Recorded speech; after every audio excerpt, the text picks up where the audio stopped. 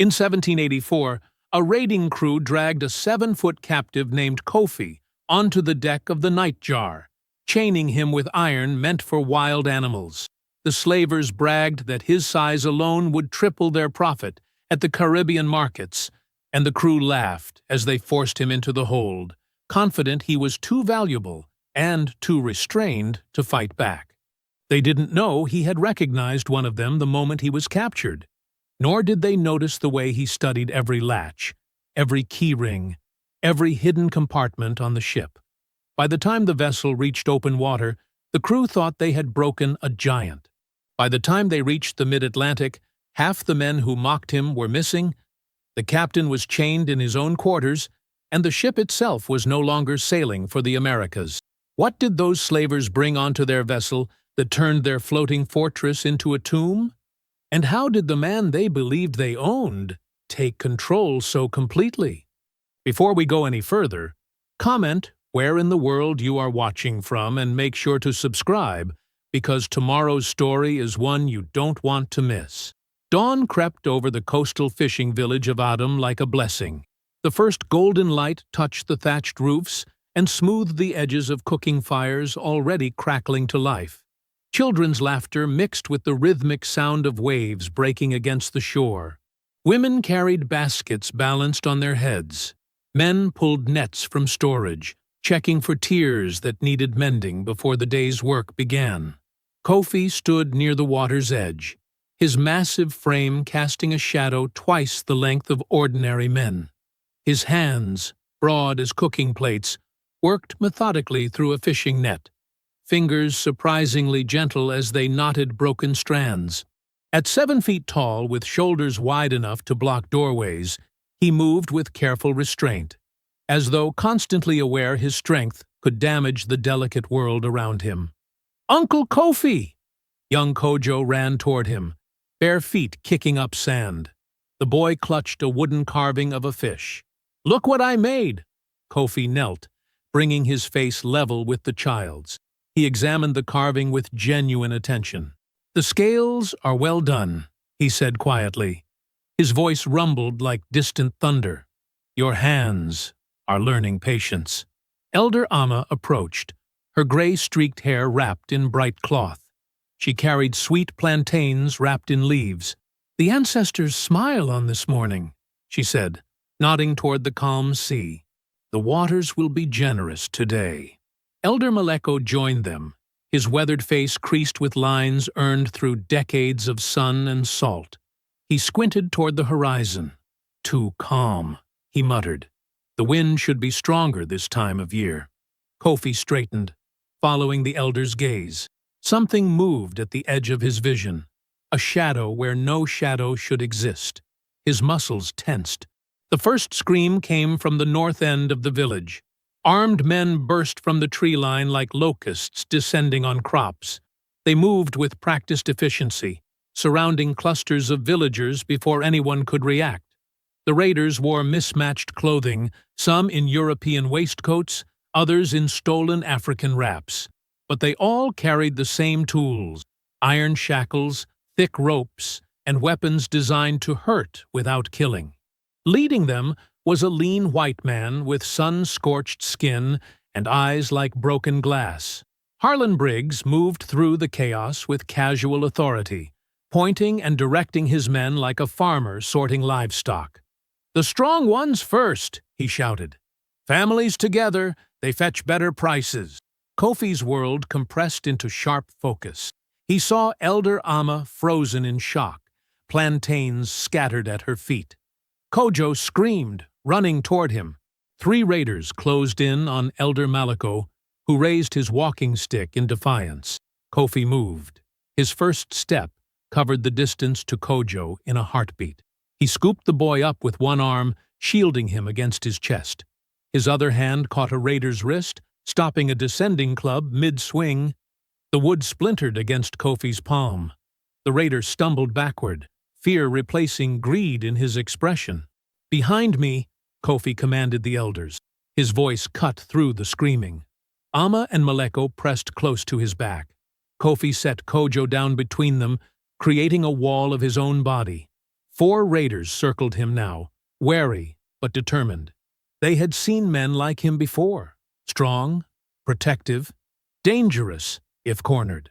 "Use the chains!" one raider yelled. A 5th man appeared, carrying iron restraints twice as thick as those used on other prisoners. These chains were meant for wild animals captured for European menageries, links as thick as a man's thumb, reinforced with cross-welding. The raiders threw a weighted net first, tangling Kofi's arms. While he tore at the ropes, they rushed him from 3 sides at once.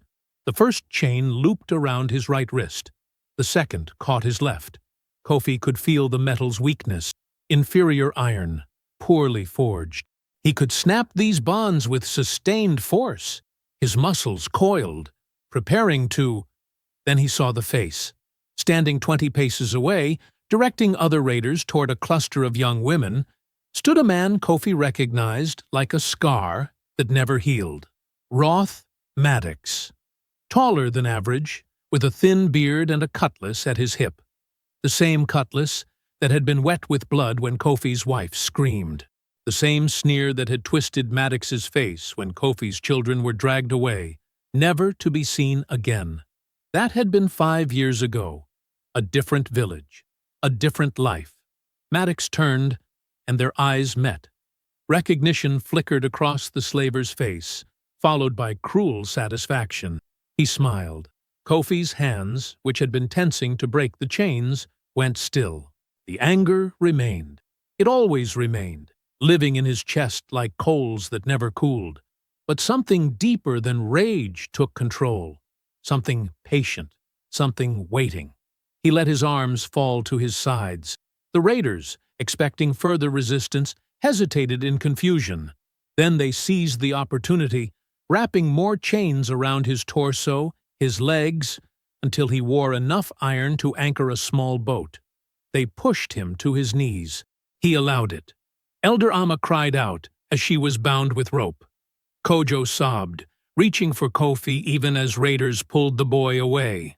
Maleko was struck across the shoulders when he moved too slowly. Kofi watched it all with eyes that revealed nothing. They forced the captured villagers into a ragged line and marched them toward the shore. Kofi walked in the center, chains rattling with each deliberate step. His mind worked like a master weaver at a loom, cataloging details others might miss. The raiders, 23 men total. 15 carried firearms, muskets and pistols, but only 8 wore powder horns, meaning limited ammunition. The leader, Briggs, favored his right leg, an old injury.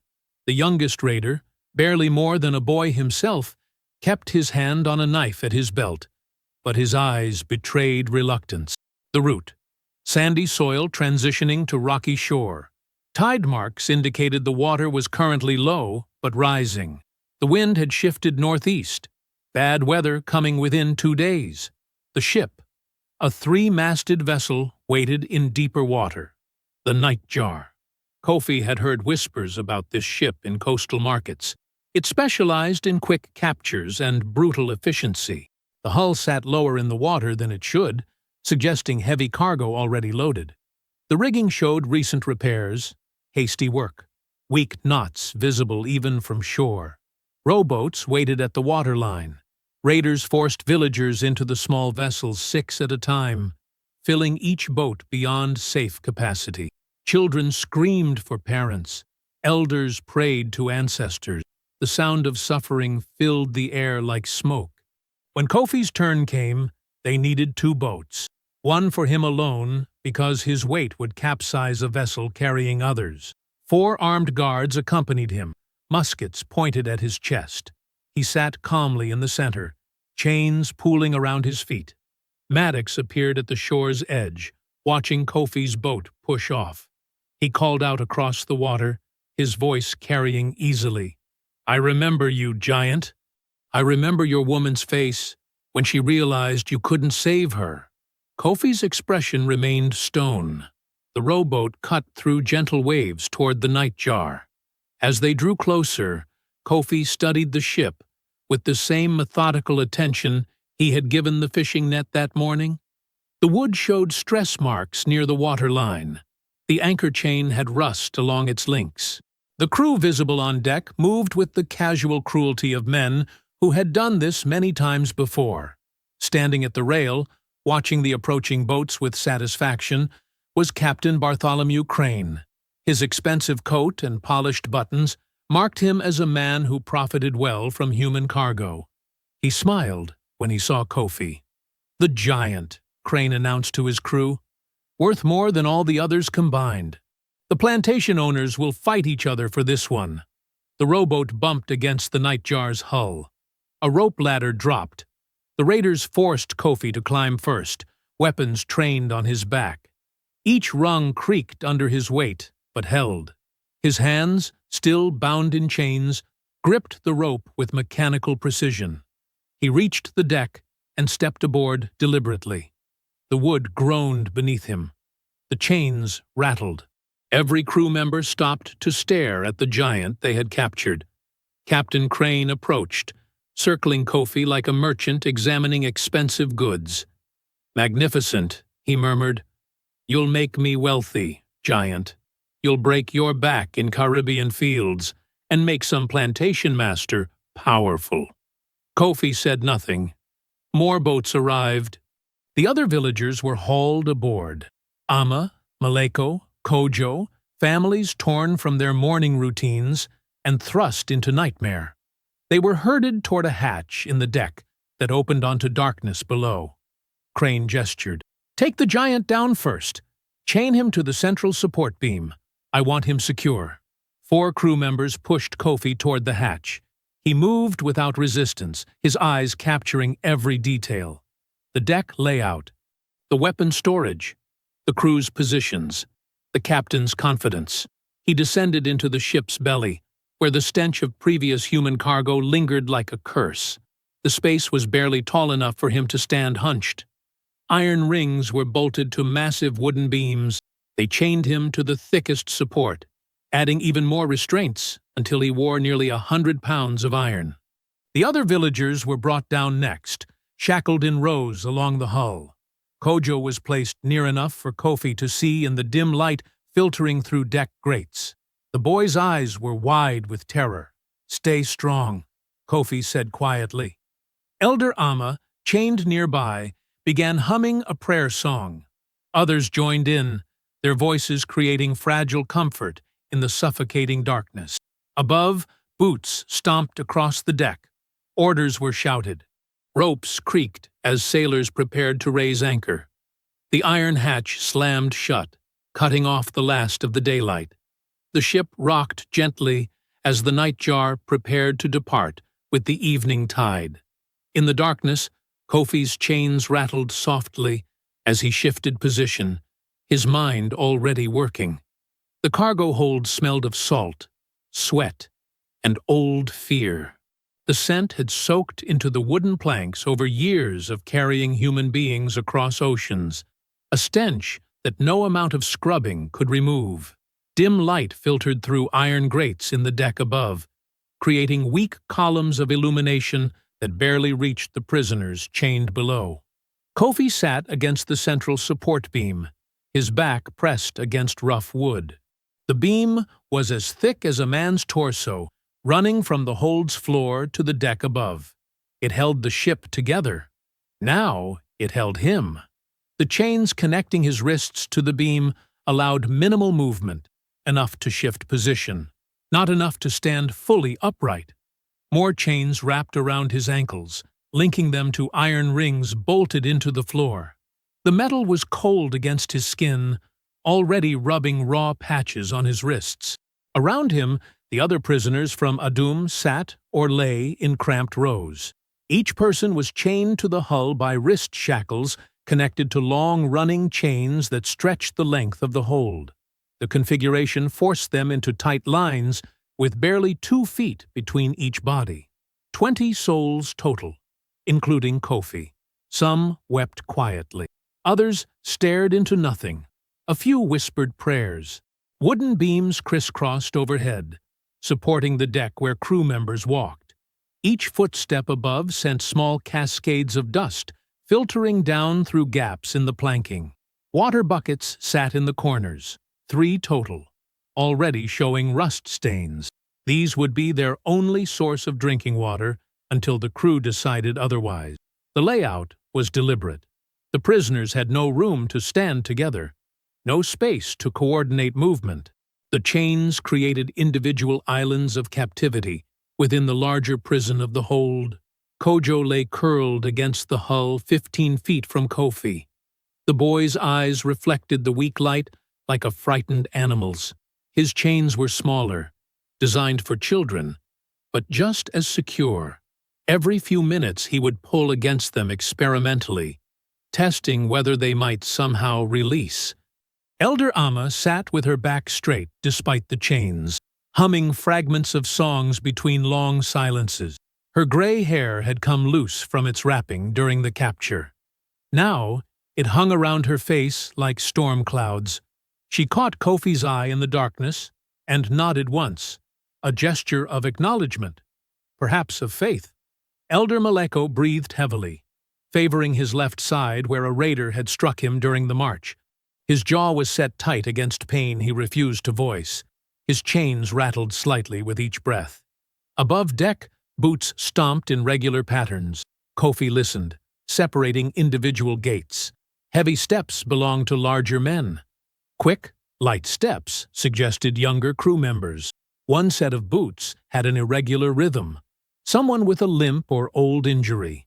The hatch opened. 2 men descended the ladder into the hold. The first was thick-bodied with a scarred face and keys hanging from his belt. Quartermaster Lyle Barron, based on the way others had addressed him on deck. The second was younger, maybe 19, carrying a lantern that cast dancing shadows across the prisoners. "Count them," Barron ordered.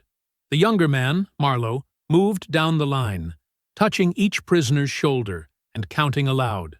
His hand hesitated when it reached Kofi, as if afraid to make contact. 20 total, sir." Barron grunted. "Water?" "Buckets are still full." "They'll learn to ration. Check again in 30 minutes. The 2 men climbed back up the ladder. The hatch closed with a heavy thud, followed by the sound of a bolt sliding into place. Kofi had memorized every detail. Barron carried keys and a short club. Marlowe had no visible weapon besides a small knife at his belt. They conducted checks every 30 minutes based on orders given above deck.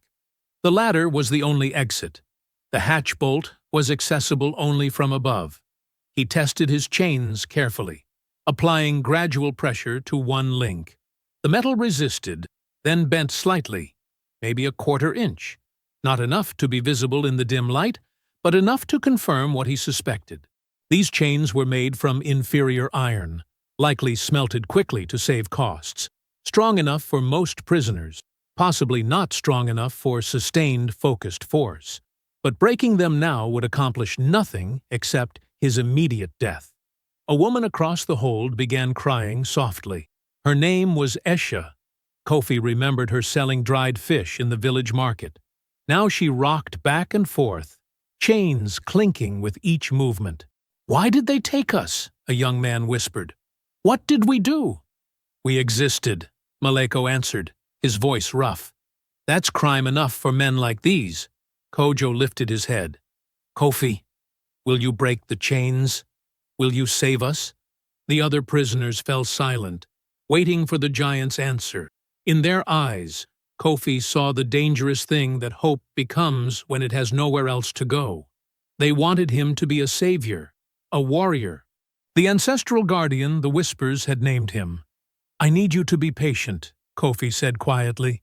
"Watch, listen, stay strong." "But you're strong enough to—" Kojo started. "Strength isn't only in muscles," Elder Amma interrupted gently. "Sometimes it lives in waiting for the right moment." Kofi met her eyes across the darkness. She understood.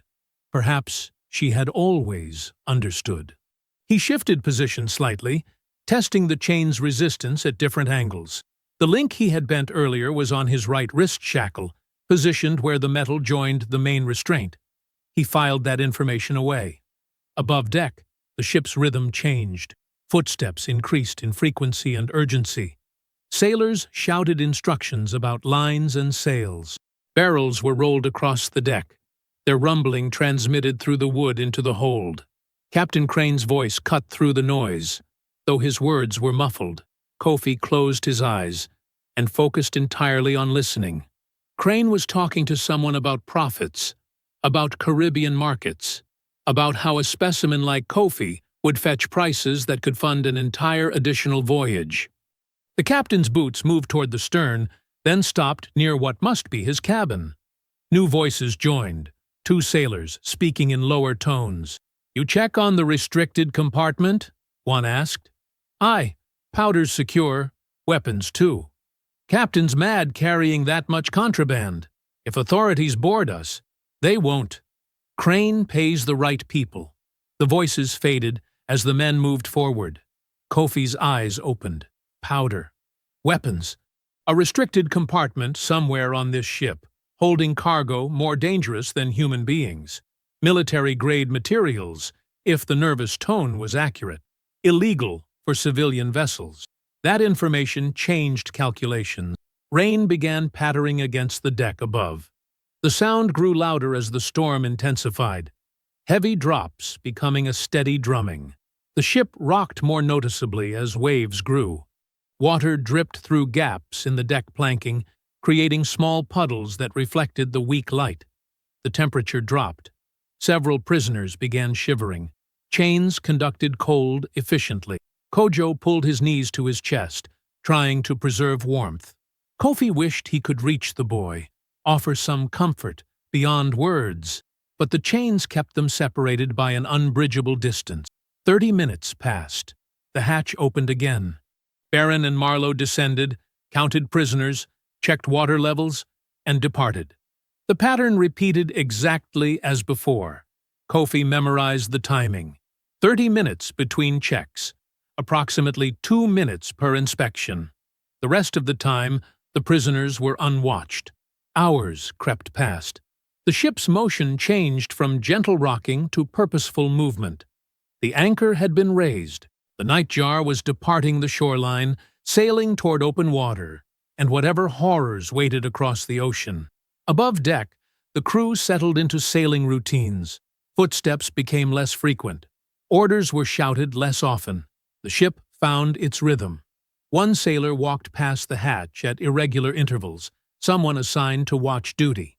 His steps were heavy, suggesting a larger man.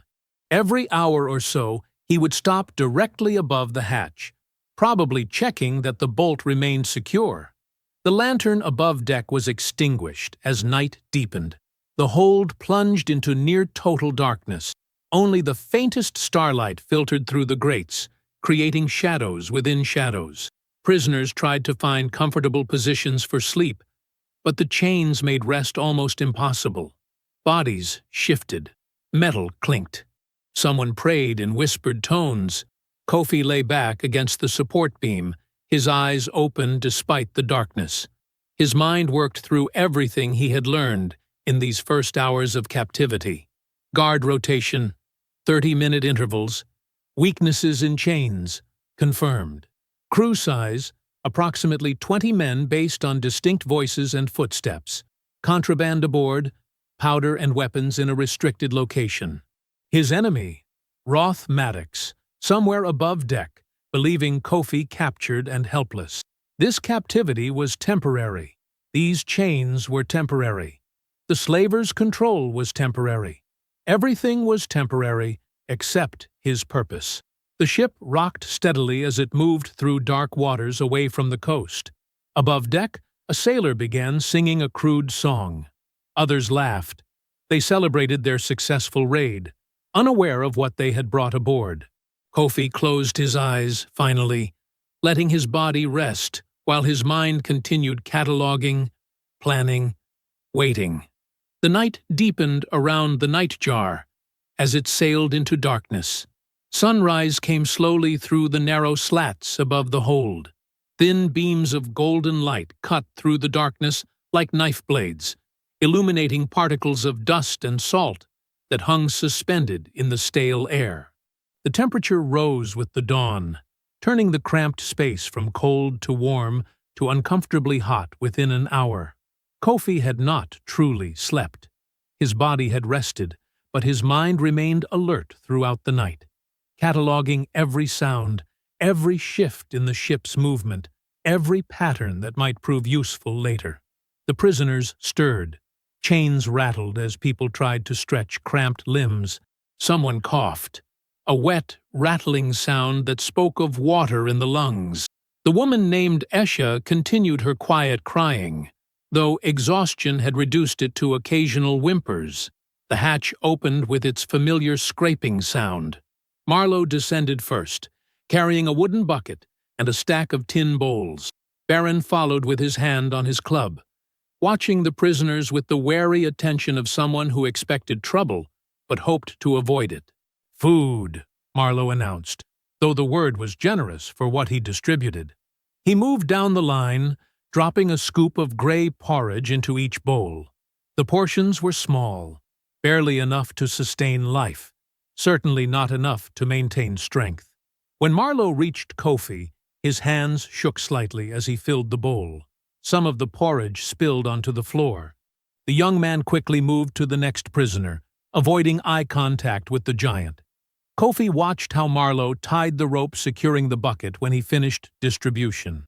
The knot was sloppy, pulled tight, but without proper technique.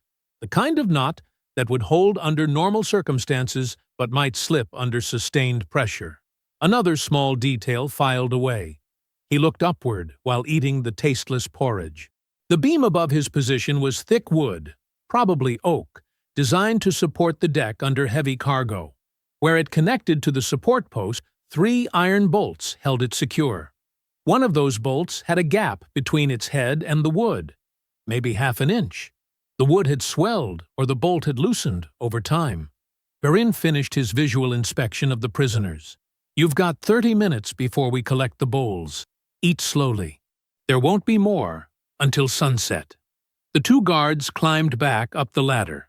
The hatch closed. Elder Amma finished her porridge and set the bowl aside. She turned her attention to Kofi, her dark eyes thoughtful in the morning light. "Do you know the story of Anansi the spider?" she asked quietly. Several prisoners looked toward her.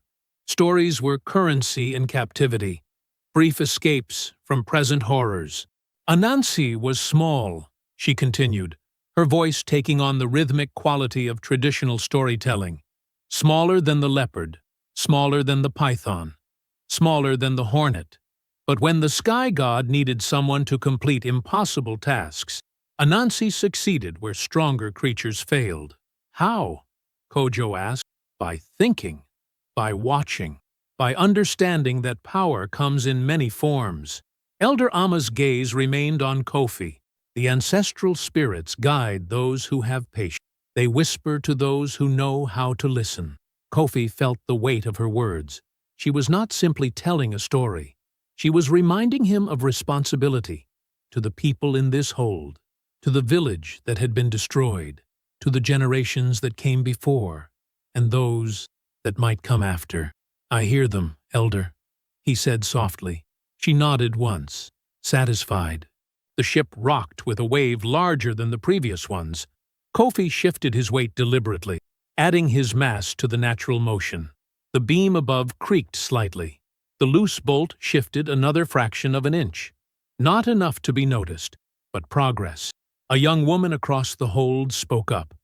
"Does anyone think we might survive this?" Silence followed her question.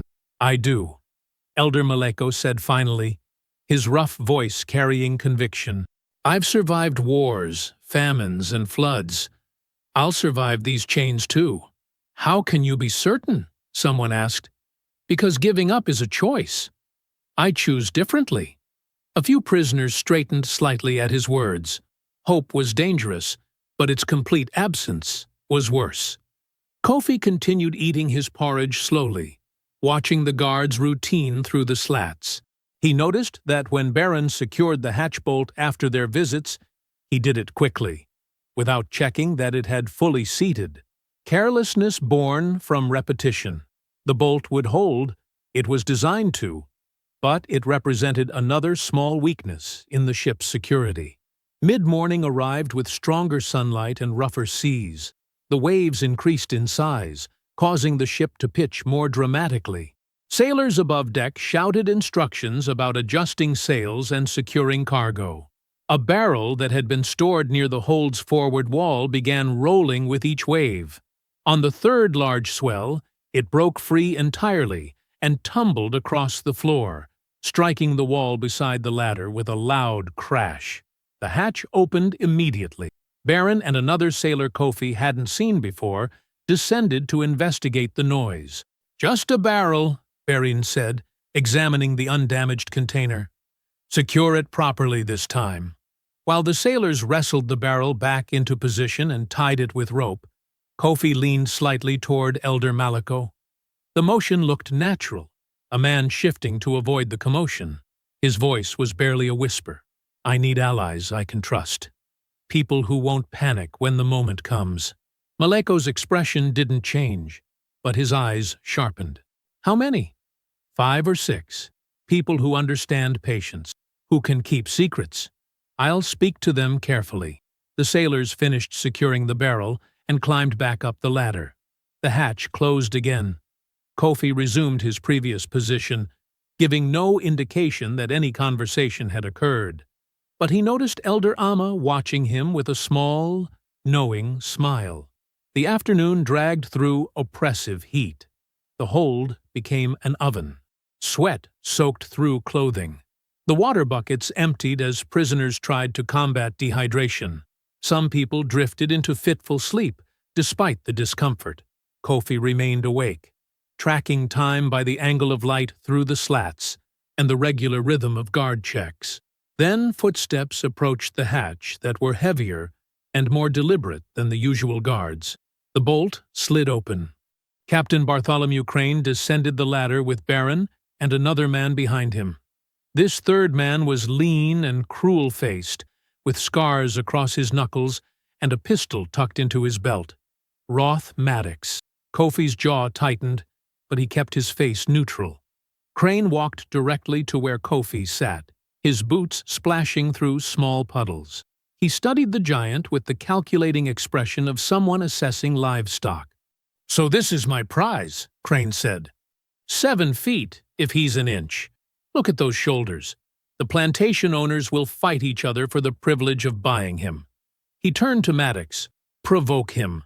I want to see how he responds to discipline." Maddox grinned and drew a short whip from his belt. He cracked it once in the air, the sound sharp in the confined space. Several prisoners flinched. Kojo pressed himself against the wall. Maddox stepped closer to Kofi and raised the whip. Kofi remained absolutely still. His breathing didn't change. His eyes stared forward at nothing. He gave Maddox no reaction whatsoever, not fear, not anger, not acknowledgement. The whip descended. Kofi didn't move.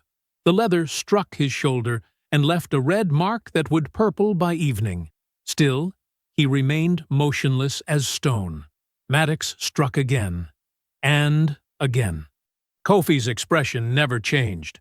"Enough," Crane said after the 5th blow, sounding almost disappointed. "He's either broken already or too stupid to understand pain. Either way, he'll fetch the same price." He gestured to Baron. "Make sure he gets half rations. I want him lean, but not weak when we reach port." As Crane turned to leave, Kofi's eyes tracked the key ring hanging from the captain's belt. 4 keys total. The largest was probably for his cabin. The second largest matched the design of the hatch bolt. The 2 smaller ones were unknowns, possibly the restricted compartment where the contraband was stored. The keys hung in a specific order: large, medium, small, small. Kofi memorized their positions. Crane climbed the ladder. Maddox followed, pausing at the top to look back at Kofi with frustration clear on his face. He had wanted a reaction. Kofi had given him nothing. The hatch closed. Elder Amma whispered something that might have been a prayer of protection. Late afternoon brought heavier waves as the ship moved into deeper water. The rocking became more pronounced. Some prisoners began experiencing seasickness, adding the smell of vomit to the hold's already foul air. Kofi used each large wave to shift his weight against the beam above him, applying gradual, consistent pressure to the loose bolt. The gap widened to 3/4 of an inch. As sunset approached, Baron and Marlowe descended with more porridge and water. The distribution followed the same pattern. Baron announced the next meal wouldn't come until morning. After the guards left, Elder Maleko quietly passed information to 4 other prisoners during the confusion of sharing water. Kofi watched from his position as understanding passed between them. Subtle nods, careful glances, allies secured. The guard rotation changed with nightfall. New footsteps paced above deck. These boots were lighter, a smaller man assigned to watch duty. Then Crane's voice carried through the boards above, speaking to Baron near the hatch. "Tonight, you'll inspect the restricted compartment. I want a full accounting of the powder and weapons. If even one pistol is missing, someone will answer for it." "Yes, Captain. What time?" "After midnight, when the crew is settled. Fewer eyes that way." Their footsteps moved away. Kofi's mind worked through this new information. The compartment would be opened tonight. That meant its location would be revealed to anyone paying attention. It also confirmed the cargo was significant, enough powder and weapons to require careful inventory. The stakes had just increased substantially. As full darkness settled over the ship, lanterns were lit above deck. Their glow filtered weakly through the slats, creating pools of amber light in the hold. Prisoners shared the last of the water from the buckets. Some prayed. Others sat in defeated silence. Kofi caught Elder Amma's attention and touched his temple, then his heart, a gesture from his village meaning thought and courage. Then he opened his hand slowly, fingers spreading. Her eyes widened slightly in understanding. The time of waiting was ending. The ship continued its steady progress into open ocean, carrying its cargo of stolen lives toward an uncertain horizon. The rain began as a whisper against the deck boards above, then grew into a steady drumming that filled the hold with rhythmic noise. Water found its way through gaps in the planking, creating thin streams that pooled on the floor where the ship's angle collected them. The puddles grew slowly, reflecting the weak lantern light filtering down from above. Kofi waited until the guard rotation settled into its predictable pattern. Baron had retired for the night. Marlowe and another sailor named Cass took over watch duty, pacing between the hatch and the cargo sections every quarter hour. When their footsteps moved away toward the stern, Kofi leaned slightly toward Elder Amma. His voice was barely louder than breathing. "The time has come to begin." She nodded once, her weathered face calm despite everything. Elder Maleko shifted his position, chains rattling softly. "What needs doing?" "Nothing violent yet. We gather information first. We learn their weaknesses. We make them doubt each other." Kofi's eyes moved across the hold, settling on 3 other prisoners who had been watching him with careful attention. "Enitan, Bako, Lemba, come closer if you can." The 3 moved as much as their chains allowed, creating a small circle of faces barely visible in the darkness. Enitan was thin and quiet, his hands scarred from years of craft work. Bako was younger, maybe 20, with anger burning in his eyes that he struggled to contain. Lemba was a woman of middle years who had been trying to comfort the younger prisoners since they were captured. "You want us to help," Enitan said. Not a question. "Yes, but carefully. Everything we do must seem like accident or coincidence. The crew cannot suspect we're organized." "What kind of help?" Bako's voice carried barely controlled fury. "Watch the guards. Notice their habits, where they keep tools, how they argue with each other, who trusts who. Everything is information." Kofi paused as footsteps passed overhead. When silence returned, he continued. "We also create small problems, nothing big enough to draw real attention, just enough to make them frustrated and careless." "They already careless," Maleko said. Baron don't secure that hatch properly. Marlowe ties weak knots. Exactly. We encourage that carelessness. We widen the cracks that already exist. Lemba spoke for the first time, her voice steady. The younger ones are terrified. Some barely eat. How do I keep them from breaking? Tell them to hope quietly. Tell them patience is its own kind of strength. Kofi met her eyes. And tell them the giant is not sleeping. She smiled despite everything. They already know that. The rain intensified. Water began dripping more steadily through the ceiling boards, creating a constant patter against the floor. Some prisoners shifted to avoid the streams, chains scraping against wood. Kofi's expression changed suddenly. He hunched forward and made a low, groaning sound, as though his stomach was rebelling against the ship's motion. He groaned again, louder this time. "What's wrong?" Kojo whispered, alarmed. "Nothing," Kofi breathed. "Trust me." He groaned a third time, adding a convincing retch at the end. The hatch opened moments later. Marlowe descended the ladder, carrying a lantern that cast harsh shadows across his face.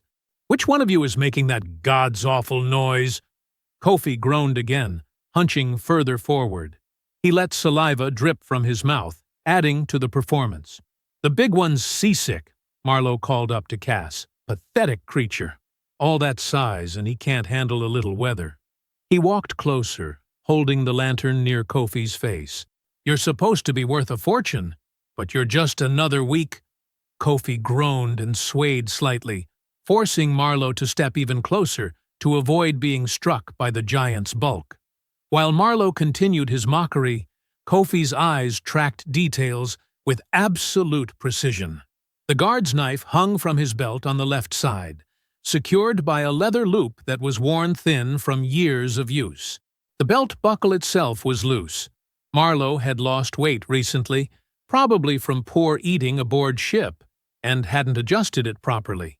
It sat at an angle that would make it easy to catch and pull. "You stink worse than usual," Marlowe said, wrinkling his nose. "Hope you choke on your own vomit." He turned and climbed back up the ladder, still muttering insults. The hatch closed. Kofi straightened immediately, all pretense of illness vanishing. His knife hangs loose on a weak loop. His belt buckle barely holds. He favors his right leg when he climbs. Old injury, maybe. Elder Amos smiled in the darkness. "You see everything. Seeing is not enough. We act on what we see." Time passed in the rhythm of rain and waves. Kofi used the ship's rocking motion to work on his chains again, bending the weakest link another fraction. The metal complained softly, but didn't break. Not yet, but soon. Around midnight, footsteps announced the guard rotation changing again. Baron's heavier boots descended the ladder for a routine check. He carried no lantern this time, relying on familiarity with the hold's layout. Kofi had anticipated this. Earlier in the evening, he had used his foot to slide one of the water buckets several inches from its usual position, placing it directly in the path Baron typically walked. The quartermaster's boot struck the bucket in the darkness. He stumbled forward with a curse, barely catching himself against a support beam. Water sloshed across the floor. "Marlowe!" Baron's shout echoed through the hold. "Did you move the goddamned buckets?" Marlowe's voice came from above deck, defensive and irritated. "I haven't touched anything." "Maybe you're too drunk to walk straight? Watch your mouth, boy, or I'll have you flogged." "Try it. Captain's tired of your excuses anyway." Their argument continued for several minutes, voices rising in anger. Other crew members joined in, some taking Baron's side, others supporting Marlowe. The tension that had been building between them for days finally erupted into open conflict. Kofi listened with satisfaction. Every crack in their unity was an advantage. When the argument finally subsided and Baron stomped away, Kofi began the next phase. He tapped his chains against the floor. 3 slow taps, a pause, then 2 quick ones. After a moment, Elder Maleko repeated the pattern. Then Enatan. Then Bako. The sound spread through the hold in waves, creating a confusion of metallic noise that made it impossible to identify any single source or meaning. Above deck, a sailor shouted, "What's all that rattling?" Cass's voice responded, "Just the prisoners shifting around. Storm's making them nervous." But the pattern continued intermittently for the next hour. Sometimes loud, sometimes barely audible. Always unpredictable. The guards couldn't determine if it meant anything or was simply random movement. It meant nothing. But it made the crew uncertain, which was precisely the point. During one of the quiet periods, whispered conversation drifted from the forward section of the hold where several sailors stored personal equipment. "My good knife's missing," one voice complained. "Check your own belongings before blaming others," another responded. "I did check. Someone took it. Maybe you lost it overboard. You're careless enough." The argument faded, but left behind more suspicion, more division. Kofi hadn't taken any knife. He couldn't have reached the storage area, but the crew's mistrust of each other was growing naturally, and he simply let it grow. The storm outside intensified. Thunder rumbled in the distance. The ship pitched more dramatically, timbers groaning under the stress. Kojo moved closer to Kofi despite his chains, seeking comfort. The boy was shivering, though the hold remained warm. "Are we going to die here?" Kojo whispered. "No," Kofi said with absolute certainty. "How do you know?" "Because our suffering has purpose now. Because every moment we endure makes us stronger and them weaker. Because I refuse to let these men win. I'm scared." "Good. Fear keeps you careful. Just don't let it stop you from acting when the time comes." Kojo was quiet for a moment. Then he said, "I saw something yesterday. One of the guards, the one with the red beard, he put extra rope behind some barrels near the main mast. He hid it there." Kofi's attention sharpened. "Which side of the mast?" "The left side, facing forward, behind 3 barrels stacked together." "You're certain?" "Yes. I watched him do it." Kofi filed this information away with everything else he had gathered. Rope was valuable. Rope could bind or free. Rope could make the difference between success and failure. "You did well noticing that," Kofi said. "Keep watching. Keep remembering. Everything matters." The boy straightened slightly, pride mixing with his fear. Hours crawled past. The rain never stopped. Water puddles in the hold grew deeper. Some prisoners slept fitfully. Others remained awake, listening to the storm's fury. Kofi sat motionless, eyes open, pretending to sleep. His mind worked through every detail he had gathered. Guard rotations, weapon locations, crew tensions, structural weaknesses, Kojo's information about hidden rope. The restricted compartment would be opened soon if Crane kept his schedule. That would reveal another crucial piece of information. Above deck, the storm grew worse. Wind howled through the rigging. Sailors shouted orders about securing sails and battening hatches. The ship creaked ominously, timbers flexing under pressure that tested their limits. Dawn approached somewhere beyond the clouds and rain, though the hold remained dark as midnight. The storm arrived with the kind of fury that made even experienced sailors question their faith in wooden ships. Dawn broke gray and violent. Waves as tall as buildings slammed into the Nightjar's hull with sounds like cannon fire. The entire vessel shuddered with each impact, timbers groaning in protest. Water cascaded across the deck in torrents, making every surface treacherous. In the hold, the prisoners braced themselves as the ship pitched at impossible angles. The ceiling beams creaked ominously. Water poured through gaps in the planking above, creating streams that splashed across the floor. Kofi remained calm amid the chaos. He had been waiting for this. Above deck, panicked shouts echoed through the storm. Guards scrambled to secure equipment that threatened to slide overboard. Barrels rolled loose. Ropes whipped free from their moorings. The crew fought desperately to keep the ship from capsizing. "All hands on deck!" Crane's voice roared above the wind. "Secure those sails! Move, you worthless dogs!" The storm was stretching their resources thin, exactly as Kofi had anticipated. He worked his left wrist carefully, feeling the weakened chain link bend under pressure. Days of patient effort had brought him to this moment. The metal complained softly, but the storm's noise covered any sound. The link separated. His left hand was free. He kept his arms positioned as though still restrained, showing nothing to the other prisoners yet. The timing had to be perfect. Elder Amma caught his eye in the dim light. She saw the subtle change in his posture and understood immediately. Her expression remained neutral, but she positioned herself strategically near Bako and Enitan. Another massive wave struck. The ship rolled so far that prisoners slid against their chains, crying out in fear. Equipment overhead crashed and tumbled. For several seconds, it seemed the nightjar might not recover. Then the vessel righted itself, groaning like a wounded animal. Kofi used the confusion to lean close to Elder Maleko. "When the biggest wave comes," he breathed, "I break free. We take the lower deck. Pass it along." Maleko nodded once and began whispering to Lemba, who whispered to Enitan, who whispered to Bako. The message spread through their network of trusted allies. Kojo trembled beside Kofi. The boy's fear was genuine and overwhelming. "Stay low when it starts," Kofi instructed quietly. "Watch the elders. Do what they do. I don't want to die.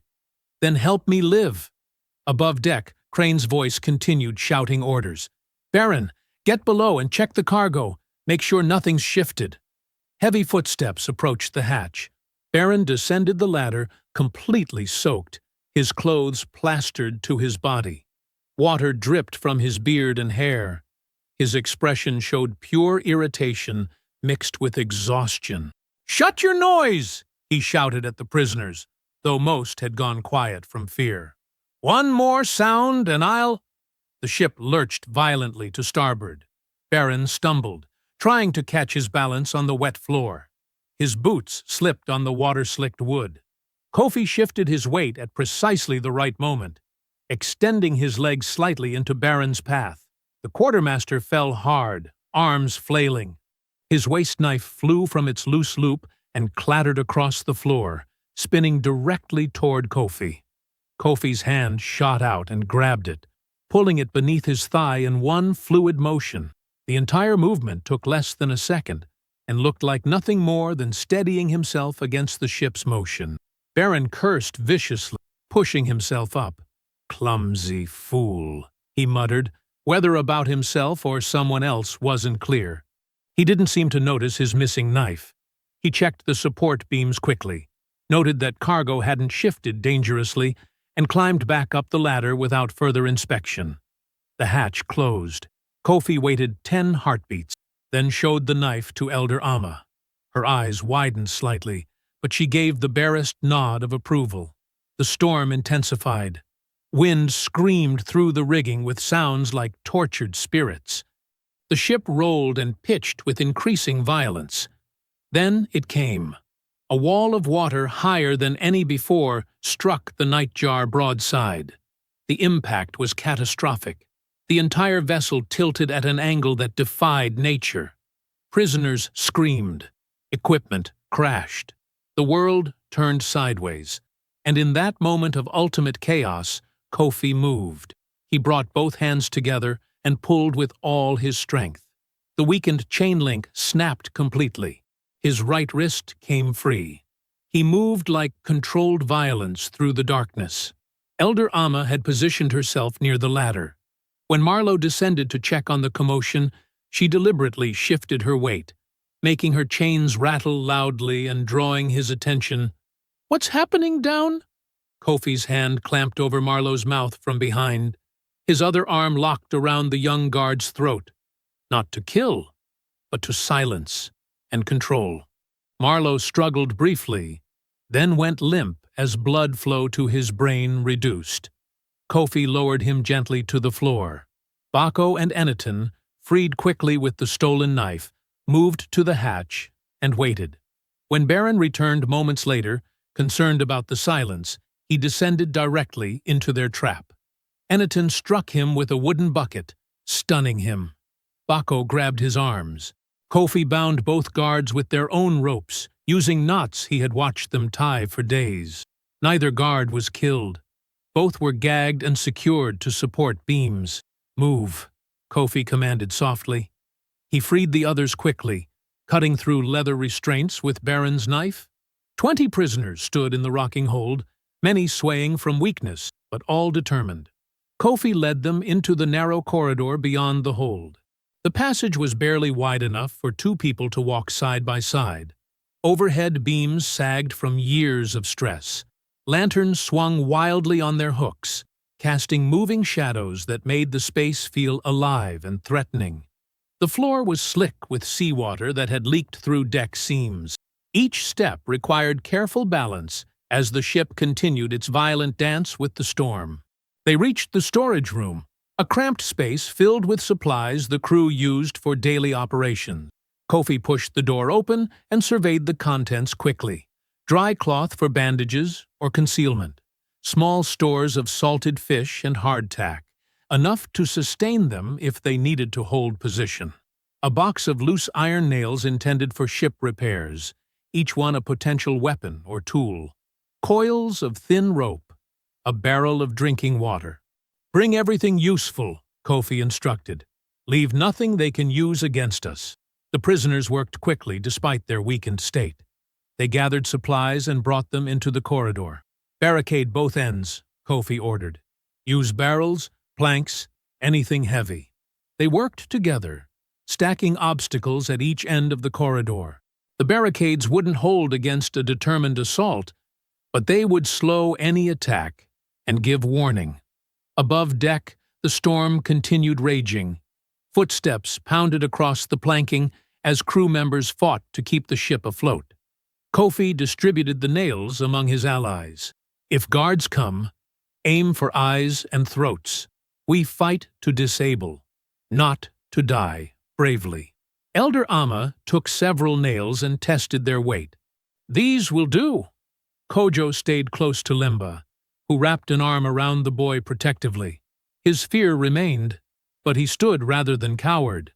The corridor fell into tense silence, broken only by the storm's fury and the ship's constant groaning.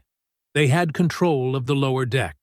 They had weapons, supplies, and position, but Kofi knew this was only the beginning.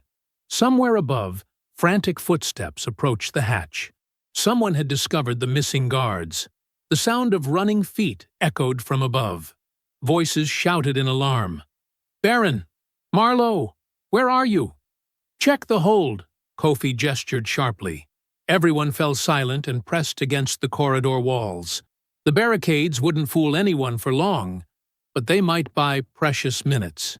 The hatch creaked open. A guard's face appeared at the top of the ladder, peering down into the dim passage. "Something's wrong down here," the guard called upward. "The barricade." Another massive wave struck before he could finish. The guard grabbed the ladder to avoid being thrown. Above deck, men screamed as equipment tore loose again. The storm had not finished with them.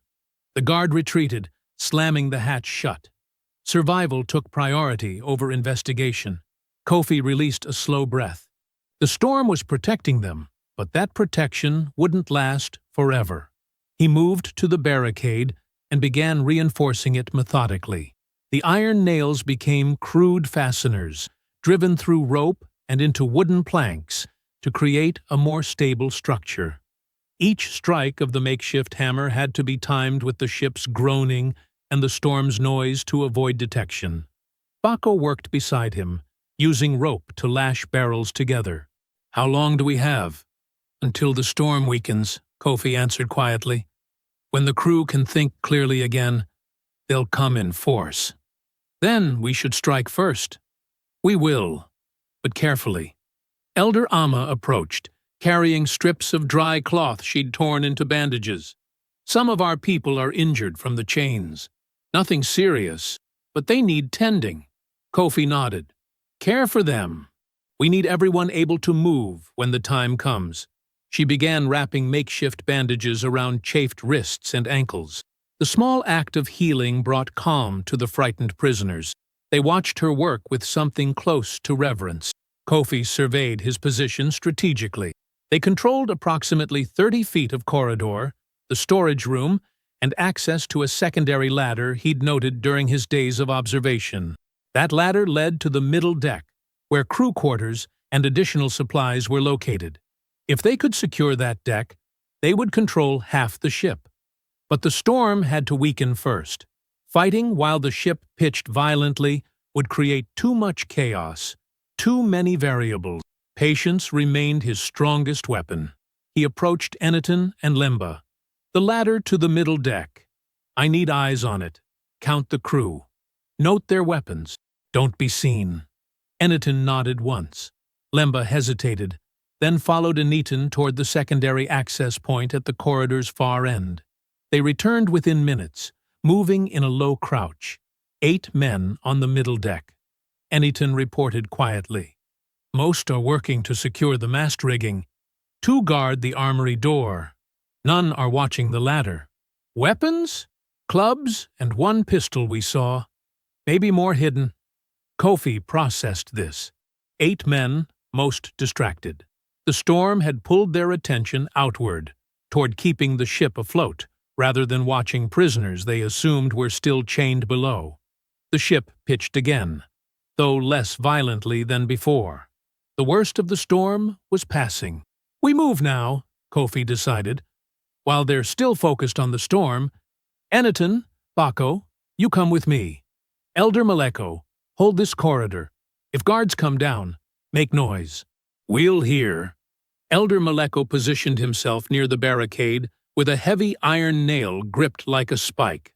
We'll hold. Kofi led Eniton and Bako to the secondary ladder. It was narrower than the main access, built for cargo movement rather than regular crew traffic. The wood was old and creaked under weight. He climbed slowly, testing each rung before committing his full weight. Eniton followed, then Bako. The middle deck spread before them, a long open space with hammocks strung between support beams, storage crates stacked along the walls, and crew members working frantically at the far end, near an open hatch that led to the main deck above. Rain poured through the opening. Wind howled.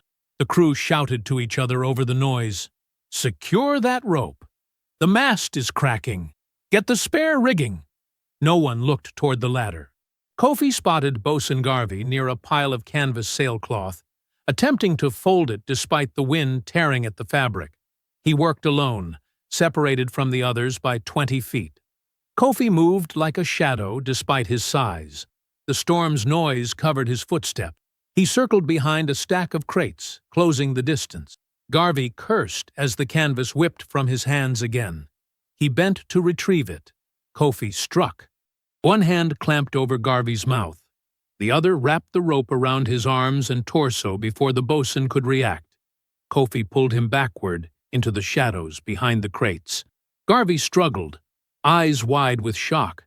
He tried to shout through Kofi's palm, but only managed muffled sounds that vanished into the storm.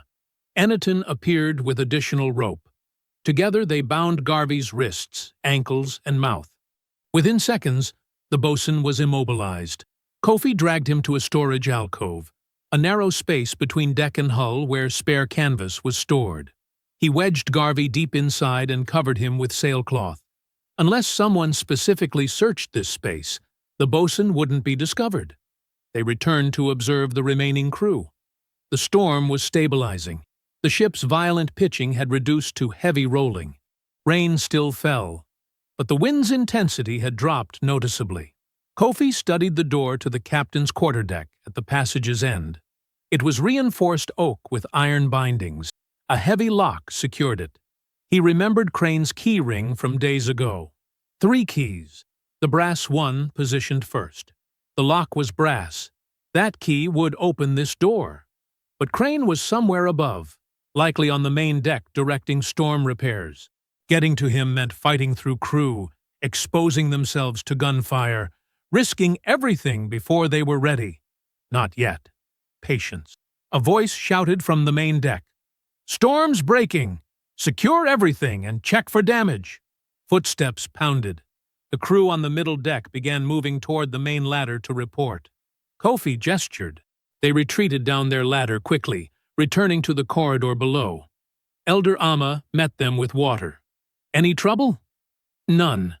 We control more ground now." Kofi drank deeply, then passed the cup to Eniton. Kojo sat against the wall, his fear replaced by cautious hope. "Are we winning?" "We're not losing," Kofi answered. He knelt beside the boy.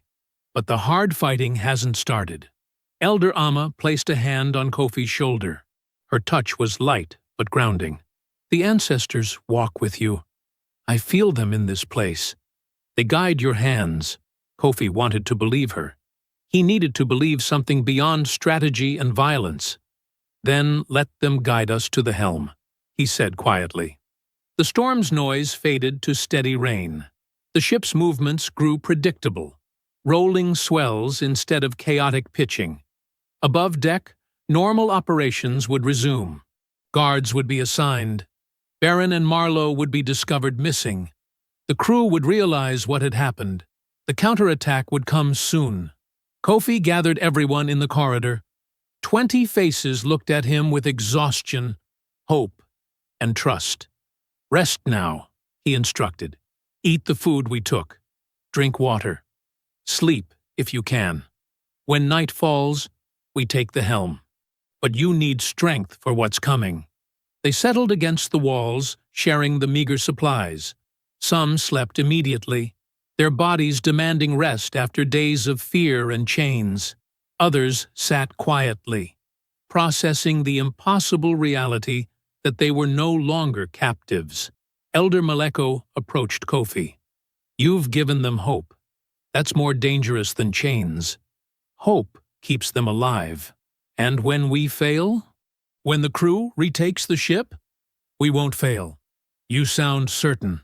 Kofi met the elder's eyes. "I've mapped every weakness in this ship and crew. I know where they store weapons, how they rotate guards, which men are loyal and which are cowards. I know the captain's patterns and the quartermaster's temper. I have waited and watched for this." "But you didn't plan for the storm?" "No, the storm was a gift." Elder Maleko smiled faintly. "Then perhaps Amma is right. Perhaps the ancestors do walk with." The afternoon light filtering through deck gaps began to fade toward evening gold. The rain stopped. The ocean's surface calmed. Kofi sat in the corridor's center, conserving his strength.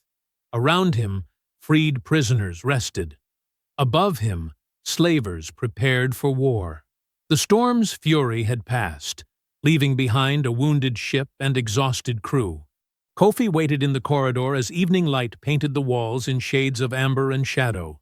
Above deck, he heard the crew's shouts, damage reports, orders to repair torn sails, curses about broken rigging. The chaos of recovery masked opportunity. He gathered his group. 20 freed prisoners stood before him, some still wrapped in Amma's bandages, all watching him with steady resolve. "We move at dusk," Kofi said quietly. "The crew is scattered, tired, focused on repairs, not on us. This is our moment." Elder Maleko stood beside him, gripping a length of iron chain they'd recovered from the storage room. "What happens when we take the deck?" "We turn the ship toward home." Murmurs of hope rippled through the group. Kojo's eyes widened with possibility. Even the most frightened prisoners seemed to stand taller. Eniton asked the hard question. "And Crane?" "We take him alive," Kofi answered. "He becomes our proof, our bargaining piece, justice delivered on our terms." The last daylight faded. Dusk settled over the ocean in deep purples and grays.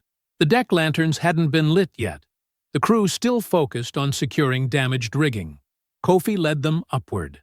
They climbed the main ladder slowly, emerging onto the middle deck where Bosun Garvey remained hidden beneath canvas. The space was empty now. All crew had moved to the main deck above. Kofi continued climbing. The next ladder brought them to the main deck itself. The scene was controlled chaos. Torn sails flapped uselessly against splintered masts. Barrels had broken loose during the storm. Their contents, salted meat, hardtack, rope, scattered across slippery planks. Crew members worked in scattered groups, too focused on immediate tasks to notice movement near the aft ladder. Kofi crouched between two large barrels near the mainmast. His group spread out behind him, using storm debris as cover. Broken wood, coiled rope, and shattered crates created a maze of hiding spots. The quarterdeck rose before them, the elevated platform where Crane commanded. Even from this distance, Kofi could see the captain's silhouette against the darkening sky, shouting orders to men working the helm. "Secure that line! Patch the mainsail before full dark. Where's Baron? I need a damage report." No one had discovered the missing guards yet. The storm's destruction had consumed everyone's attention. Kofi signaled Elder Malako and Eniton. They moved forward in a low crouch, staying behind cover, advancing toward the quarterdeck stairs. The rest of the group followed in small clusters, spreading out to avoid presenting a single target. They reached the base of the stairs undetected. Kofi paused, studying Crane's position. The captain stood near the ship's wheel, one hand on the worn wood, barking commands. Two crew members worked nearby, adjusting course corrections. The deck beneath them was wet from rain, slick and treacherous. Kofi started up the stairs. His weight made the wood creak despite his careful steps. One of the crew members turned, his eyes widened. "Captain!" Kofi surged forward. He covered the remaining distance in 3 massive strides. The crew member stumbled backward, slipping on wet planks. Kofi shoved him aside, hard enough to incapacitate but not kill, and the man tumbled down the stairs with a sharp cry. Crane spun, reaching for his belt. His hand came up, holding a pistol. "You goddamn!" He fired. The shot cracked across the deck. The ball whizzed past Kofi's shoulder, missing by inches. Crane's footing had failed him. The wet deck shifted beneath his boots at the crucial moment, throwing off his aim. Before Crane could reload, Kofi was on him. He grabbed the captain's wrist, twisting until the pistol clattered to the deck. Crane fought back with surprising strength for a smaller man, driving his knee toward Kofi's stomach. But Kofi had fought before, had trained, had waited for this. He caught Crane's leg mid-strike and threw him backward against the ship's wheel. The captain's head cracked against wood. Dazed, he tried to raise his fists. Kofi struck once, a devastating blow to Crane's jaw that dropped him to the deck. The crew members working nearby froze. Some started forward, then stopped when they saw Elder Maleko and the others emerging from below, armed with iron spikes, chains, and makeshift clubs. "Don't move," Maleko commanded, his voice carrying surprising authority. They didn't. Kofi dragged Crane to the center of the quarterdeck. He retrieved the chains from Eniton, the same heavy chains they'd used on him days ago, designed for restraining animals, for breaking spirits. He locked them around Crane's wrists and ankles with deliberate precision. Each click of the iron echoed across the silent deck. The captain's eyes fluttered open. Blood ran from his split lip. He stared up at Kofi with rage and disbelief. "You're a dead man," Crane spat through broken teeth. Kofi said nothing. He pulled Crane upright and shoved him against the mast, securing the chains to an iron ring. The freed prisoners climbed onto the quarterdeck. They surrounded Kofi, their faces showing exhaustion, relief, and cautious joy. Someone began to weep. Others embraced. Kojo ran forward and grabbed Kofi's hand. "We did it. We actually did it." Kofi stood at the helm, placing both hands on the ship's wheel. The wood was smooth beneath his palms, worn by years of tyrannical hands guiding enslaved cargo across ocean. Now, those hands were his. He looked out at the gathered prisoners, at Elder Amma, with tears streaming down her face, at Elder Malako, standing guard over the subdued crew. At Eniton and Bako, checking the rigging. At Kojo, gripping his hand with fierce pride. "We turn this ship toward home," Kofi announced, his deep voice carrying across the deck. "We sail as free people. Crane stays alive. He's our proof, our witness. When we reach the coast, we deliver him to those he wronged." The prisoners cheered. It was a weak sound. They were too exhausted, too starved for a proper celebration, but it was genuine. Hope made manifest in human voices. Elder Amma raised her hands toward the darkening sky. "The ancestors have guided us. We honor them with this victory." "Start repairing the essential lines," Kofi instructed. "We need the ship functional. Work in pairs. Stay alert." They scattered to tasks with renewed purpose. Eniton and 2 others began gathering loose rope. Bako inspected the torn mainsail, determining what could be salvaged. Even Kojo helped, carrying water to those who needed it. For a handful of heartbeats, the impossible seemed real.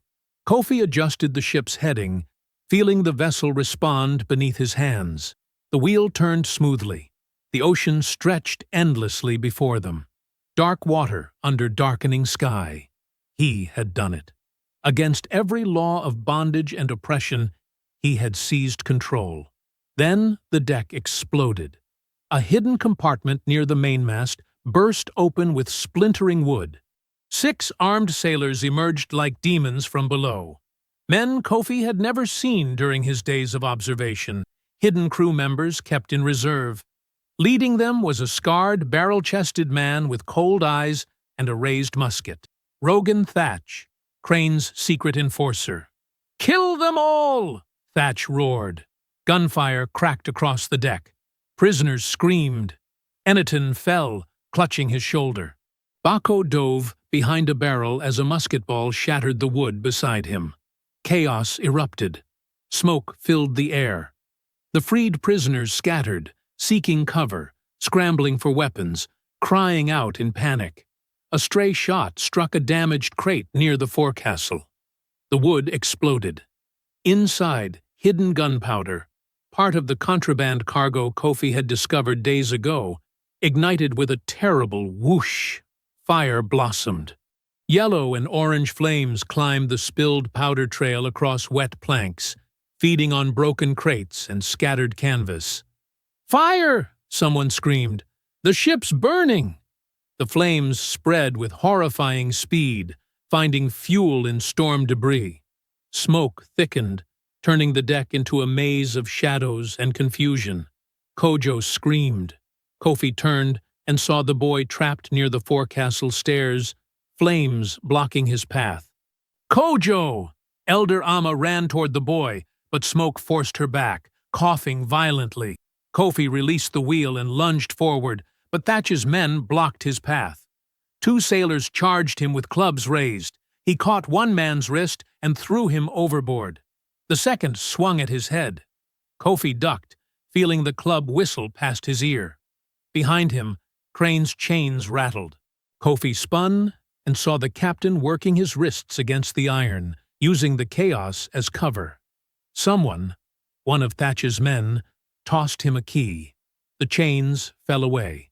Crane disappeared into the smoke, vanishing below deck before Kofi could reach him. "Elder Maleko!" Kofi shouted into the chaos. "Maleko!" No response, only screams and gunfire, and the roar of spreading flames. The ship lurched. Fire reached the rigging. Burning rope fell from above, igniting pools of spilled oil. The deck became an inferno. Kofi tried to reach Kojo, but the smoke was too thick, the heat too intense. He stumbled backward, eyes burning, lungs screaming for clean air. Around him, the dream collapsed into nightmare. Freed prisoners scattered in panic. Thatch's men hunted them through the smoke. The fire consumed everything it touched. Kofi fell to his knees on the quarterdeck, surrounded by flames and screams and the complete destruction of everything he'd built. The ship burned. The night swallowed their cries. And somewhere below deck, Bartholomew Crane escaped into darkness. The smoke swirled through the mid-deck like living shadows, thick and choking.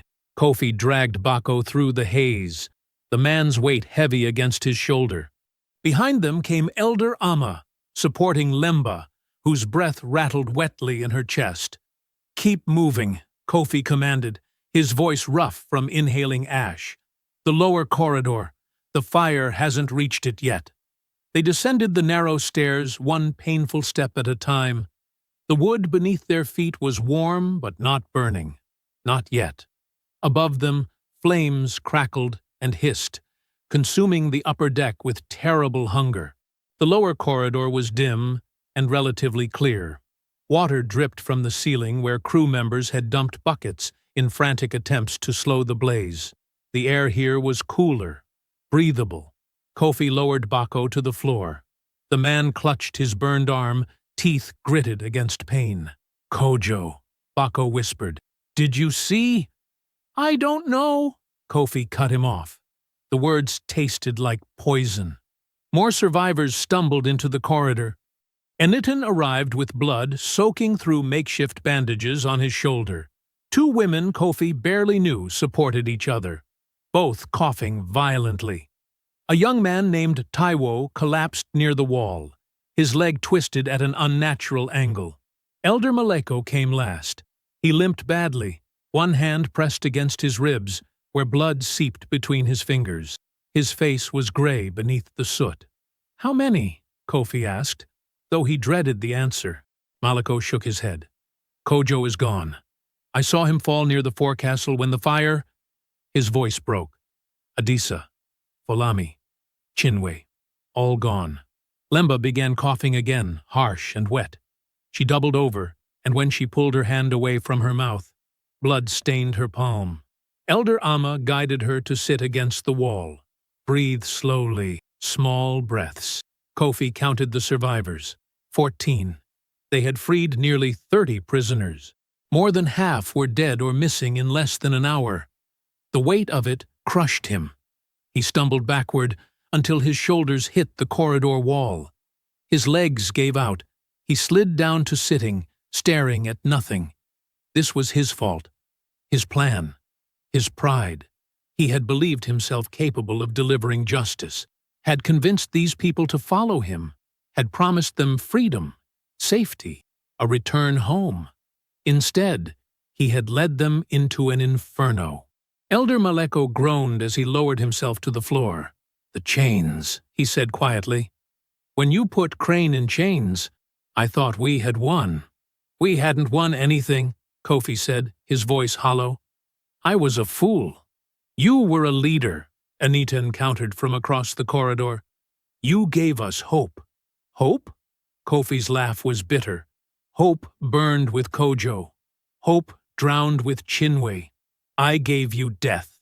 Silence fell over the corridor. Overhead, the fire continued its relentless consumption. Wood groaned. Something crashed on the deck above, sending vibrations through the hull. Elder Amma moved through the survivors, checking injuries, offering water from a salvaged bucket. When she reached Kofi, she knelt beside him. "You carry guilt that does not belong to you," she said softly. Kojo was a child. Kojo was enslaved by Crane, as was Chinwe, as was Adisa. Her voice remained gentle but firm. "Bartholomew Crane chained us. Rogan Thatch shot us. The slavers built this ship to traffic human souls across oceans. Their evil created this suffering, not yours." Kofi turned his face away. "I should have waited. Planned better. Not rushed. Justice is never bloodless," Amma interrupted. "Our ancestors knew this. When they defended our villages from raiders, people died. When they fought to protect sacred grounds, blood soaked the earth.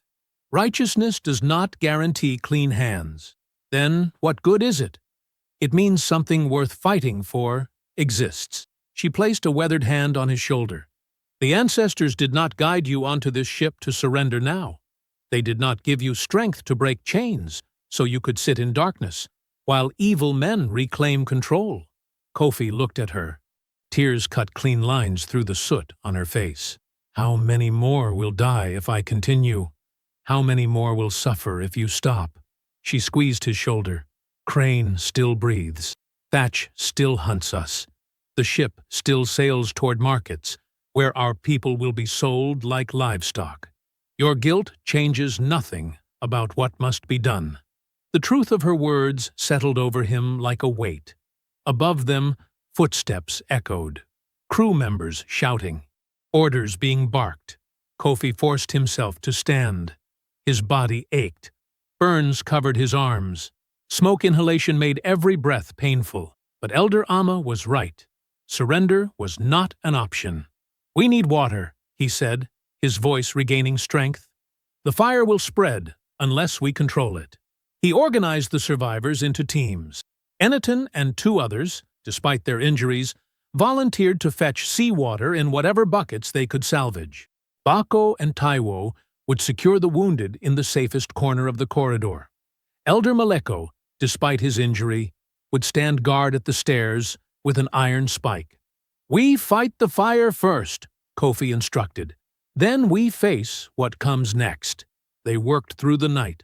Bucket after bucket of seawater hauled from lower hatches, passed hand to hand, thrown on flames that seemed impossible to contain. The heat was monstrous. Sweat mixed with soot. Hands blistered. Lemba's coughing worsened. Twice she collapsed, and twice Elder Amma revived her. But she refused to stop working. The fire consumed the upper rigging. Sails disintegrated into ash. The mainmast stood like a blackened skeleton against the night sky. But the hull remained intact. The essential structure held. Kofi stayed awake through it all, thinking through the ship's layout. The fire had destroyed the upper deck, but the quarterdeck structure remained partially standing. The captain's cabin was damaged but accessible. The hidden compartment where Thatch's men had emerged was now a smoking ruin. Crane and his remaining crew had retreated to the forecastle, the only section relatively untouched by flames. They controlled the bow. Kofi and the survivors held the stern and lower decks. A stalemate, for now. Near dawn, as gray light began filtering through smoke-filled air, a voice echoed across the damaged deck. "You goddamn animals!" Crane's voice, raw with rage. "You think you've won something. You've destroyed my ship, my cargo, my profit." Kofi climbed the stairs to the mid-deck carefully. Through the haze, he could barely see the forecastle where Crane stood surrounded by Thatch and 4 remaining crew members. "I'll kill every last one of you," Crane continued. "Once this fire dies, I'm coming down there, and I'll throw each of you overboard myself. You'll drown in chains, just like you deserve." The threat hung in the smoke-filled air. Kofi descended back to the lower corridor. The survivors watched him, waiting. Elder Amma stood. Elder Maleko gripped his iron spike tighter. Even Lemba, blood on her lips, looked up with fierce determination. The first rays of dawn crept through cracks in the damaged hull. Light cut through smoke, illuminating the faces of those who remained. Kofi stood in the dim hold, breathing the acrid air. Smoke drifted through cracks above. The ship creaked around them, wounded but alive. He thought of Kojo's smile, of Chinwee's quiet strength, of Adisa's determination. They deserved justice. Not the clean, simple justice of stories, but the hard, bloody justice of the real world. Crane had declared war, had promised murder. Kofi would give him something else entirely. He looked at his people, battered, burned, grieving, but unbroken.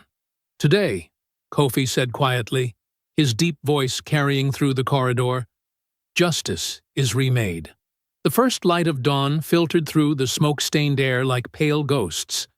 Kofi stood in the lower corridor, surrounded by 14 survivors who had made it through the night. Their faces were marked with soot, blood, and exhaustion, but their eyes held something fiercer now, something that burned hotter than the flames above. Elder Amma stepped forward. "What do we do?" Kofi had spent the dark hours thinking, calculating. The ship's structure was compromised but still functional. The fire had consumed the upper rigging and weakened support beams throughout the mid-deck. Crane and his remaining men, Thatch, 4 sailors, occupied the forecastle at the bow, the only section relatively untouched. They had weapons. They had position. They had threatened murder. But they had made a crucial mistake. They had retreated to high ground while the lower decks remained under Kofi's control, and fire, Kofi knew, always climbed. "We seal them in," Kofi said quietly. "We use the damaged structure against them. Trap them in the upper deck where the smoke will do the work we cannot." Elder Maleko frowned. "How?" "The stairwells," Kofi explained. 3 routes connect the lower decks to the forecastle. The main stairs are partially collapsed already. The port side ladder is weakened. I felt it shift last night. The starboard passage is narrow. If we block those paths with debris and burning material, they cannot descend. And smoke rises. Eniton understood immediately. "We suffocate them. We give them a choice," Kofi corrected. "Surrender or breathe poison." It was harsh, morally heavy, the kind of decision that would stain his soul. But Crane had promised to throw them overboard in chains. Thatch had shot into crowds without hesitation. These men had built their wealth on the suffering of others. Justice, as Elder Amma said, was never bloodless. "Bako, Taiwo," Kofi directed, "stay here with the wounded. Guard this corridor. If anyone tries to come down the aft stairs, call out immediately." The men nodded. "Eniton, Lemba, Elder Amma, you come with me. We work quickly. Stay low. The smoke will be thick." Elder Maleko gripped his iron spike. "I'll take the starboard passage. Seal it from within." Kofi hesitated. The old man was injured, bleeding. But Maleko's expression was resolute. He had lost too much to sit idle now. "Be careful," Kofi said. They moved through the damaged ship like shadows. Morning light revealed the full extent of the devastation. Charred wood, melted rope, the once proud vessel reduced to a floating wreck. Kofi led his team to the main stairwell first. The structure was partially collapsed, support beams cracked and sagging. Perfect. He directed Eniton and Lemba to gather loose planks and debris, broken barrels, torn canvas, splintered masts. "Stack it here," he instructed, pointing to the narrow gap that still allowed passage upward. "Layer it tight. Leave space for air to flow through, but make it impossible to climb." They worked silently. Lemba coughed frequently, her breath wet and painful, but she refused to stop. Each piece of debris she placed was an act of defiance against the men who had chained her. Elder Amma used torn sailcloth to stuff gaps between planks, creating a barrier that would trap smoke above while preventing anyone from squeezing through. When the barricade was chest-high, Kofi lit a piece of canvas with embers from a still smoldering section of deck. He placed it carefully at the base of the debris pile. Flames caught. Smoke began rising through the gaps, flowing upward toward the forecastle. "Next," Kofi said. They moved to the port side ladder. Here, the damage was less severe, but the structure was unstable. Kofi tested each rung carefully. The 4th rung cracked under his weight. The ladder swayed dangerously. "We collapse it," he decided. Eniton found a length of heavy chain. They wrapped it around the ladder's upper support and pulled together. The wood groaned, splintered. With a final heave, the entire ladder tore free from its moorings and crashed to the deck below. "One more," Kofi said. The starboard passage was the most challenging. It was a narrow corridor that curved through the ship's interior, accessing the forecastle through a side door. Elder Maleko had already begun working. He had dragged a heavy storage trunk into the corridor and was piling debris behind it. "Almost finished," Maleko said as they approached. Blood soaked through his shirt, but his hands remained steady. Kofi helped him stack the final pieces. Then He opened the lower hatch near the corridor entrance, creating a draft. Fresh air rushed in from below, feeding the fires above, driving smoke upward through every gap and crack. The backdraft effect was immediate. Smoke thickened throughout the mid-deck, flowing like a dark river toward the forecastle where Crane and his men waited. Distant coughing echoed from above. Shouting. The crew had realized what was happening. "Kofi!" a voice roared. Rogan Thatch appeared through the smoke in the main corridor, charging forward with a blade in hand. "Go," Kofi told the others. "Get back to the lower deck." Elder Amma hesitated, but Eneton pulled her away. They disappeared into the haze. Thatch swung his blade in a wild arc. Kofi stepped back, letting the man's momentum carry him forward. The corridor was narrow. Smoke made visibility poor. Both men coughed as they circled each other. "You ruined everything," Thatch snarled. "You goddamn animal." Kofi didn't respond. Words were pointless now. Thatch lunged. Kofi caught his wrist and twisted. The blade clattered to the floor. Thatch drove his knee upward, catching Kofi in the ribs. Pain exploded through his chest. Kofi stumbled backward. Thatch pressed the advantage, throwing punches that connected with brutal force. Kofi's vision blurred. Blood filled his mouth, but Thatch made a mistake. He stepped on a loose plank weakened by fire. His foot broke through. He fell hard. His leg trapped. Kofi recovered quickly. He grabbed Thatch by the collar and drove his fist into the man's jaw, once, twice, 3 times. Thatch's eyes rolled back. He went limp. Kofi dragged the unconscious man to a storage alcove and left him there, alive but contained. Then he moved toward the captain's cabin. The door hung crooked on damaged hinges. Inside, Bartholomew Crane stood with a blade in hand, his face twisted with rage and fear. "You should have stayed in chains," Crane spat. Kofi stepped into the cabin. Smoke followed him like a dark cloak. Crane swung the blade. Kofi dodged, but the cabin was small. The blade caught his shoulder, slicing through skin. Blood flowed hot and immediate. Kofi grabbed a broken chair and used it to parry the next strike.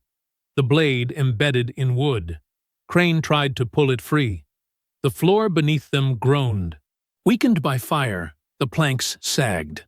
Crane's footing shifted. He stumbled sideways, disoriented. Kofi seized the moment. He drove his shoulder into Crane's chest, forcing the captain backward into the cabin. Crane crashed against his desk, scattering maps and navigation tools. Kofi stepped back into the corridor. He grabbed a charred beam and wedged it against the door frame. Then another, and another. He piled smoldering debris in front of the entrance, building a barricade that would hold. Inside, Crane screamed, "You can't do this! You'll burn the whole ship! You'll kill yourself!" Kofi continued working. His hands blistered. Smoke choked him. But he didn't stop. "I'll pay you!" Crane shouted, his voice cracking. "Gold! Silver! Anything you want! Just let me out!" Kofi placed the final beam. The barricade was complete. Smoke poured through gaps in the debris, flooding the cabin beyond. Crane's curses turned to coughing, then to desperate, gasping pleas. Kofi turned away. His legs felt like lead. Grief pressed down on him with crushing weight. Kojo's face flashed through his mind. Chinwee's laughter, Adisa's determination, all gone. This was justice. Hard. Bloody. Necessary. He walked away from the captain's cabin. Behind him, the barricade smoldered. Crane's voice grew weaker, fading into the crackling of flames and the groaning of damaged wood. Kofi descended to the lower corridor where his people waited. They looked at him with questions in their eyes. "It's done," he said simply. The morning light grew stronger, cutting through the smoke that still drifted through the ruined ship. The fire took hours to die. Late morning light revealed the true extent of the devastation. The Nightjar's upper deck was charred black. The forecastle was gutted. Masts leaned at dangerous angles, their rigging burned away. The captain's cabin had collapsed inward, reduced to smoking timber and ash. But the hull held. The lower decks remained intact, and the ship still floated. Kofi stood in the corridor, exhausted, bloodied, his shoulder wrapped in torn sailcloth that Elder Amma had tied tight to stop the bleeding. Around him, survivors emerged from hiding places. 18 people remained, some wounded, all traumatized, but alive.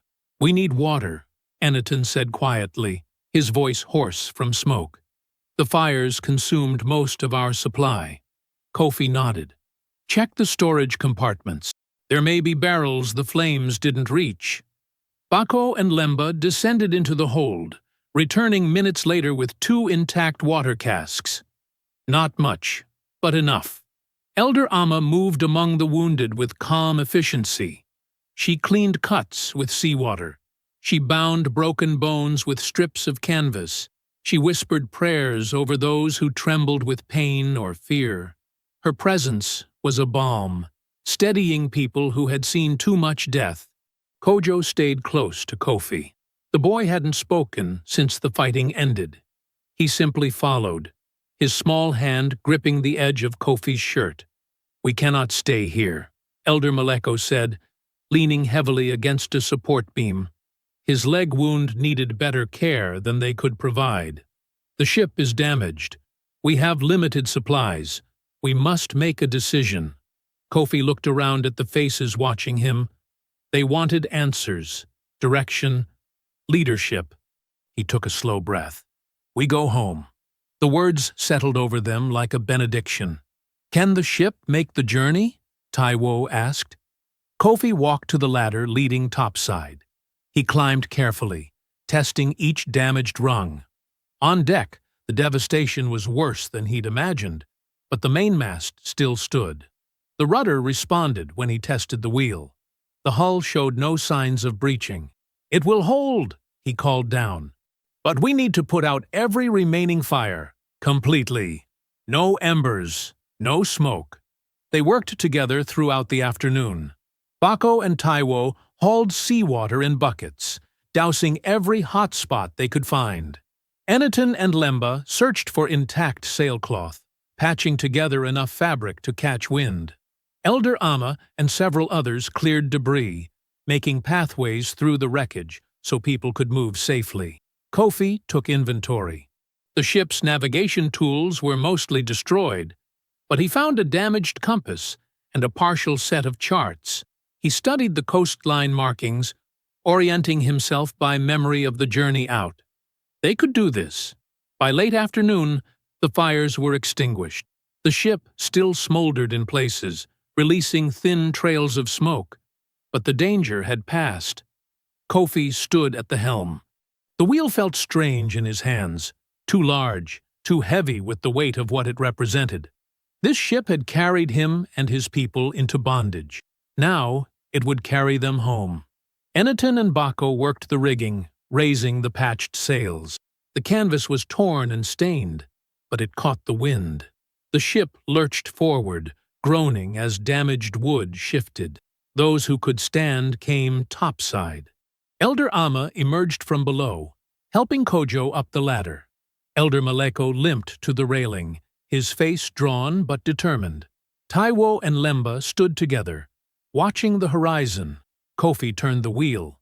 The ship responded sluggishly, fighting the change in direction. But slowly, steadily, the bow swung around.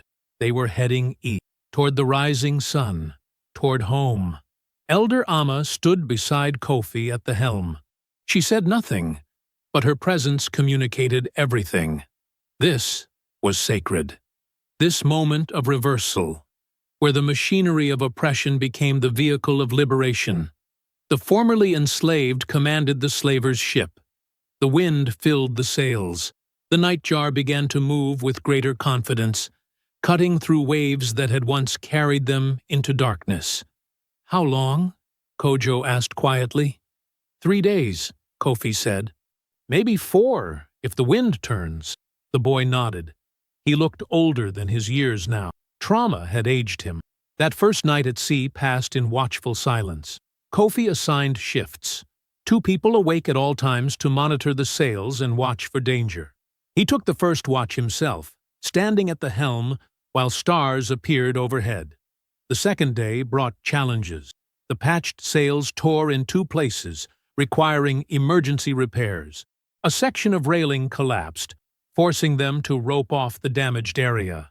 Elder Maleko's fever worsened, and Elder Amma spent hours tending him with limited medicine. But they pressed on. On the afternoon of the second day, they held a ceremony.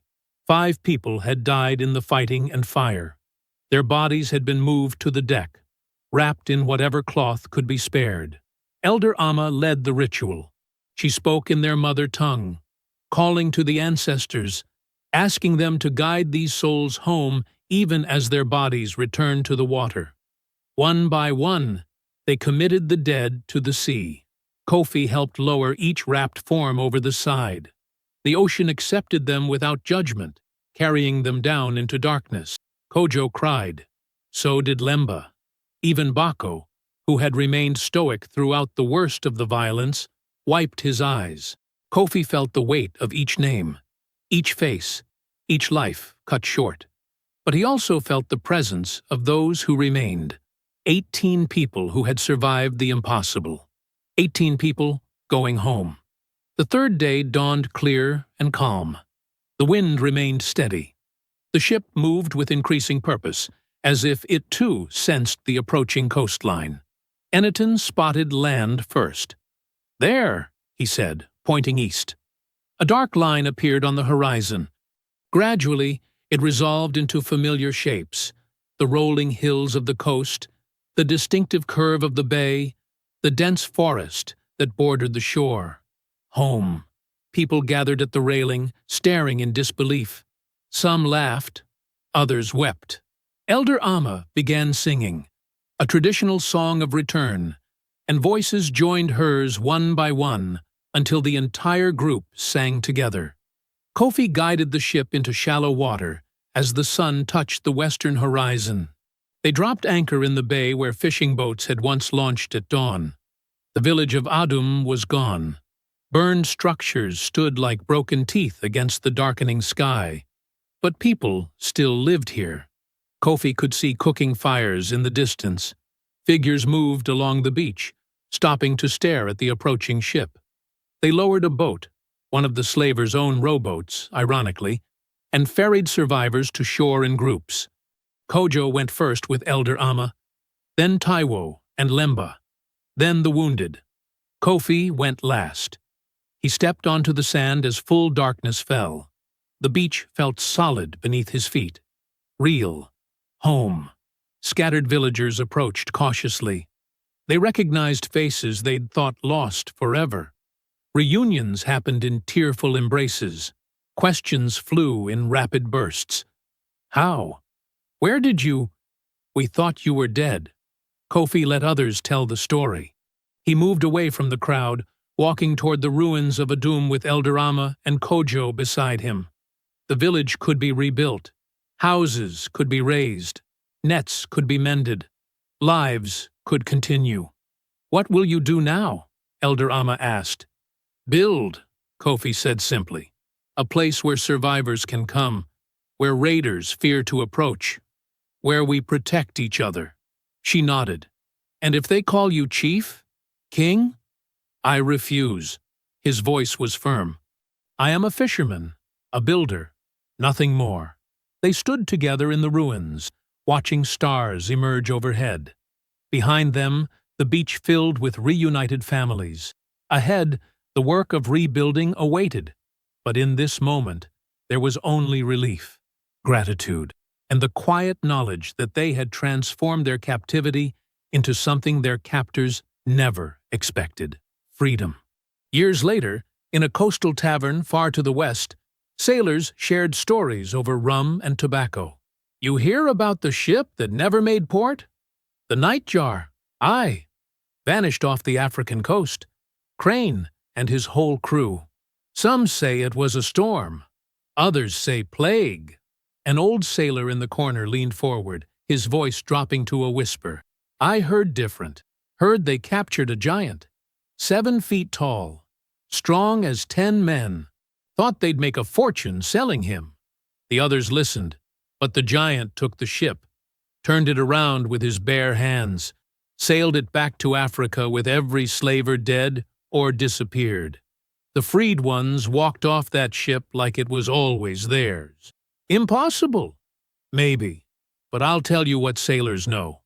What we all know, whether we say it or not. He took a long drink. If you capture the giant, you lose your ship and your soul. I hope you found that story powerful. Leave a like on the video and subscribe so that you do not miss out on the next one. I have handpicked 2 stories for you that are even more powerful. Have a great day.